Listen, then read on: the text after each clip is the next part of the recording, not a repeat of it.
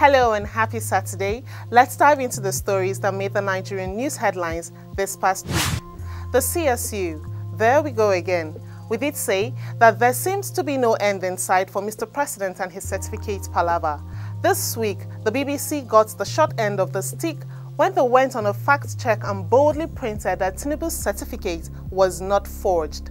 The BBC's Global Disinformation team said there is no evidence that the Chicago State University's academic certificates submitted to the INEC for the 2023 presidential election were forged, and that after a thorough analysis of all diplomas released by the Chicago State University and the ones submitted to INEC, the discrepancies in Tinubu's certificates could be attributed to human errors. This did not go down well with our Twitter team, who made several calls to blacklist the BBC and call them out for an attempt at whitewashing the truth. The spotlight remains on Nigerians' #1 family as President Tinubu's son Sheyi arrived in Kano State to attend polo games on the presidential jet. This sparked reactions across social media as many question what political office Sheyi Tinubu holds to use national assets for unofficial purposes and even to receive a diplomatic welcome from government officials. But it fizzled out as quickly as it started.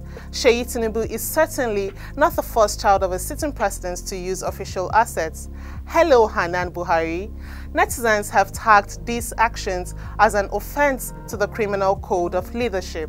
Moving on, the Nigerian police force on October 11 paraded criminal suspects for various crimes, but two female students of Kwara State Polytechnic arrested for murder went viral across media platforms.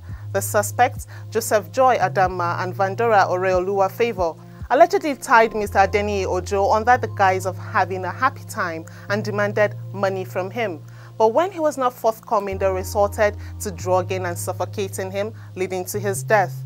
The police intelligence team tracked the stolen phones to their abode in Mowe, Lagos, where they were arrested.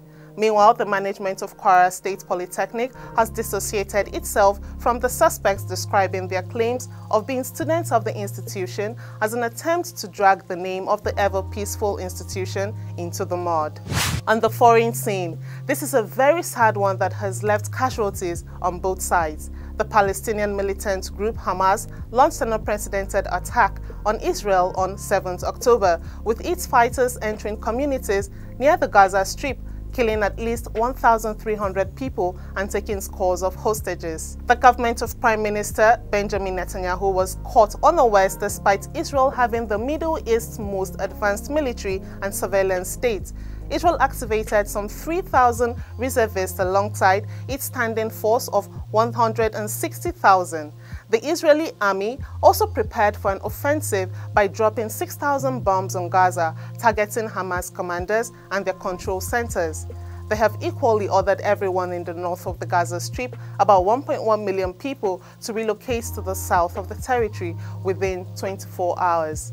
Israel wants them to be south of a watercourse known as Wadi Gaza. However, the United Nations and World Health Organization have said it is not possible and warns of devastating humanitarian consequences.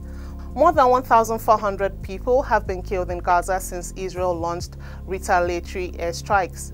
And that's why we call it a wrap for today. Enjoy your wonderful weekend and see you next week.